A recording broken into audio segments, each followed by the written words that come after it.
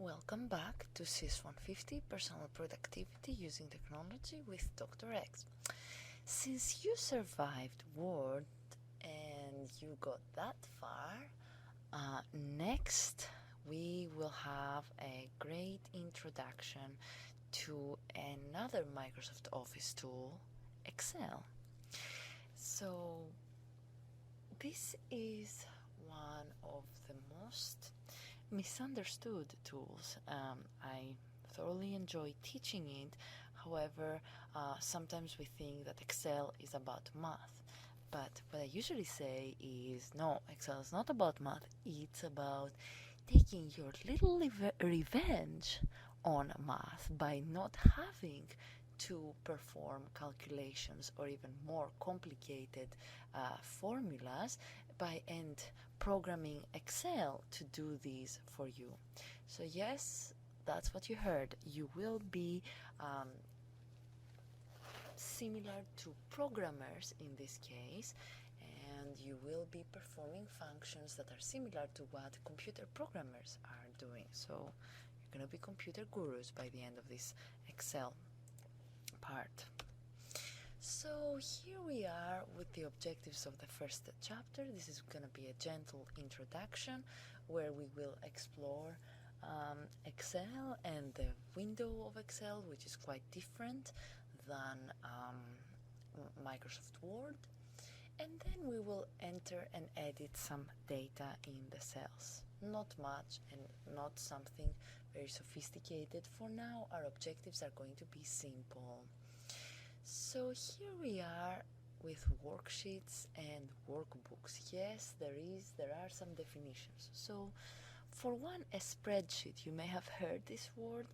It is a file. It is an Excel file that is used to organize data and perform calculations. Okay, we organize data like we did in a database, but it's a smaller amount of data, and the main functionality and purpose of existence of a spreadsheet is calculations.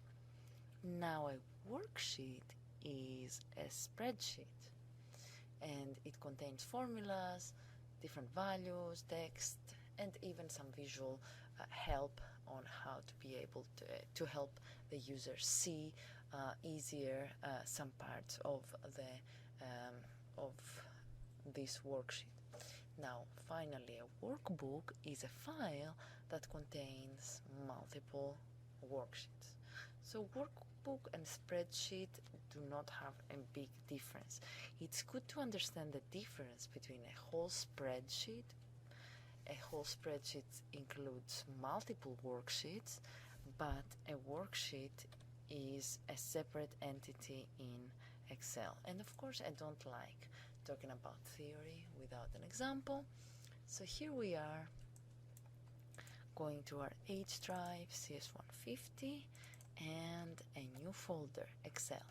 As you can see, I have downloaded 4 chapters of Excel over here, and you definitely know where I got this from, blackboard.ju.edu, and I added my login and password, my JU login and password, and from the home page of CS150 I can navigate to course documents, and in this case we're moving towards Excel.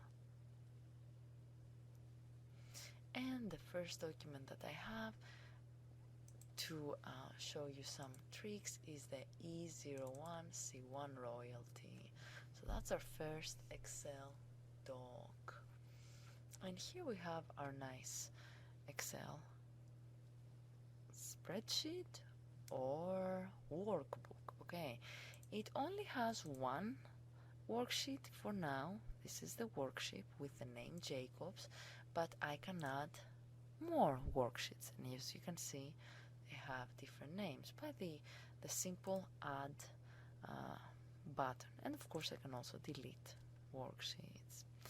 Now going back to a little bit more theory, we can look at how we can plan a worksheet, and then we can actually use a real example. So how do we plan a worksheet? Okay, we first need to think why we're using a worksheet. It may be a homework assignment in an accounting class or a physics class or a math class. They may ask you to use a worksheet, which will be Excel and which may be a spreadsheet with multiple worksheets. Remember the difference. So the big thing with spreadsheets is that we have a very similar structure as with computers. With computers, for example, with your smartphone is not acting on its own, it's waiting from you to act and swipe the screen and unlock it, and then use your fingers and click on different icons and swipe the screen, and all of these are inputs to your smartphone. So in a spreadsheet, an input is a set of values, numbers or text, a set of values that are static, they are symbols such as text or numbers.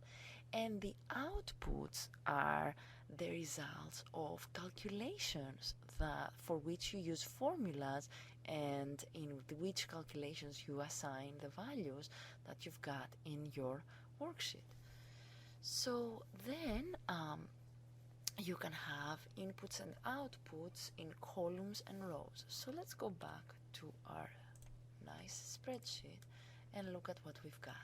Indeed, we've got text, and we also have numbers, and what we would like to do is perform calculations with these different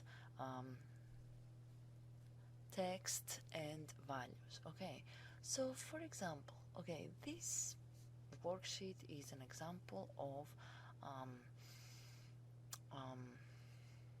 a bookstore that is selling hardback and paperback books, and they are keeping a worksheet for the author Jacobs, and they're keeping how many hardback books they sold for Jacobs and how many paperback books they've sold, and then they also keep track of the returns of his books. And in the end, they would like to calculate. So these are numbers, these are inputs, and in the end, they would like to calculate as an output the percentage of books that have been returned.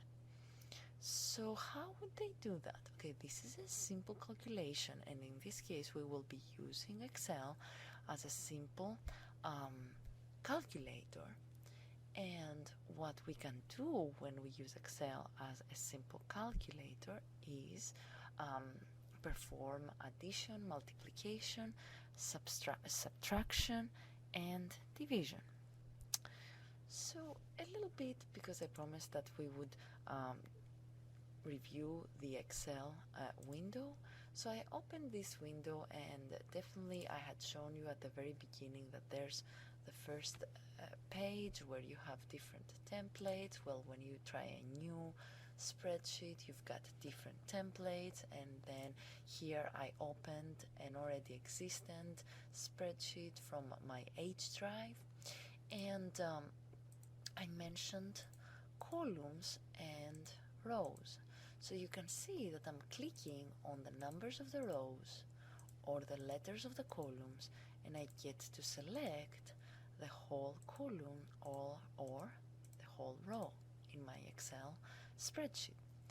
So that's a quick way to select the whole row. And the Excel window, of course, is very similar to your normal Microsoft Office window in several aspects, because in your Excel window you've got a zoom in, zoom out feature at the bottom, different views. That looks a little weird, so I'm gonna go back to my normal view. This is your normal view, but this is the page view. You can see separate pages of your Excel exam. You can see the familiar macro shortcut at the bottom right, bottom left of the Excel window, and you can see also some familiar tabs that we looked at the similarities. The Home tab has font features, but also some additional features that revolve around Excel. Because Excel is no longer, you no longer have a word editor. You have an Excel spreadsheet that is quite different. You may have noticed that there's these little rectangles around here, and these rectangles are called cells of your spreadsheet. And we will be discussing about these in the videos or in class. And so these cells, we need to have a code. We need to have a code to communicate which cell we are talking about.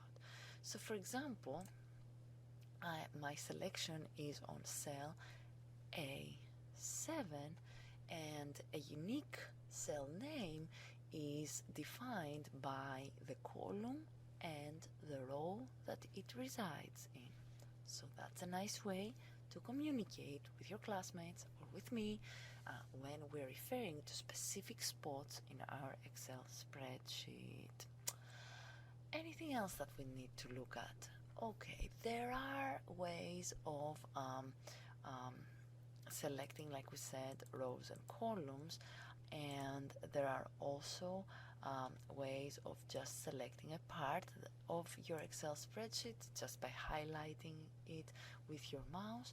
You need to be careful that Excel has different mouse pointers. As you may have started noticing that as I hover on top of the selection, I get this pointer that is an expansion copy pointer. That black cross is the autofill pointer, and I'll show you very soon the cool features of this pointer. That black cross with arrows is a drag pointer, so I'm dragging the contents. As you can see, I drag the contents. Now I will undo this with Control Z or the undo button. So the drag pointer again, just for demonstration.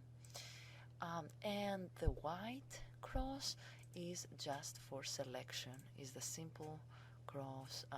So again, the black cross with arrows, it's for dragging.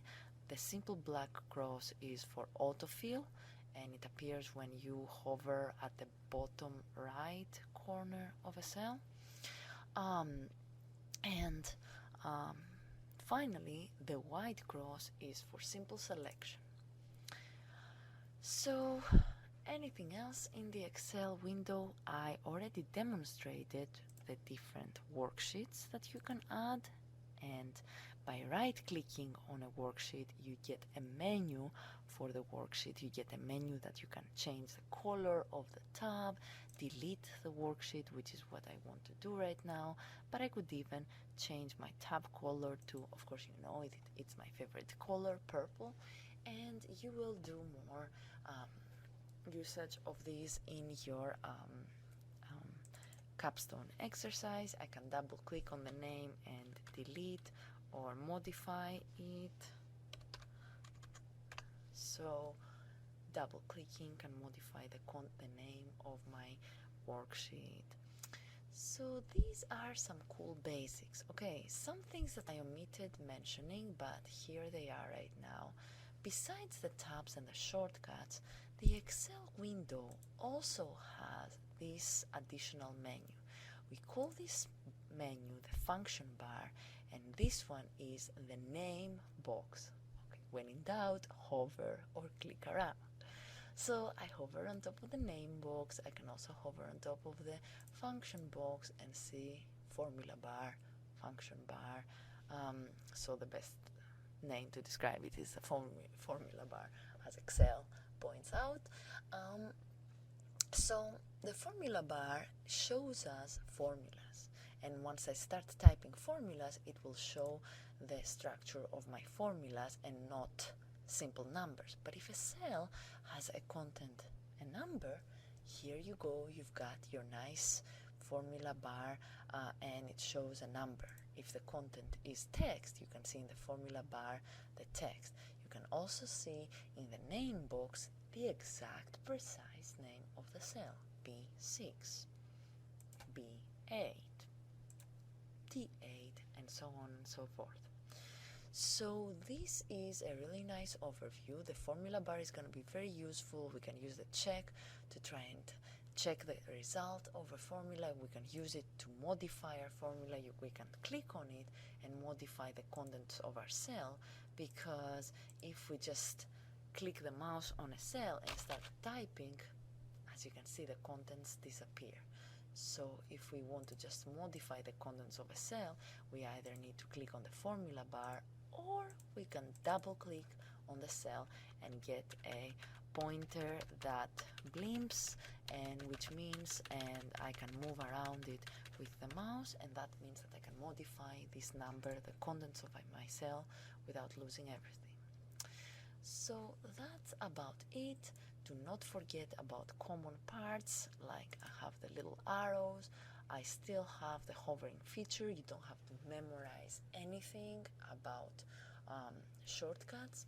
So that's an overview of the Excel bar, and we will continue with more designing of a spreadsheet and using some formulas in the next video. See you later.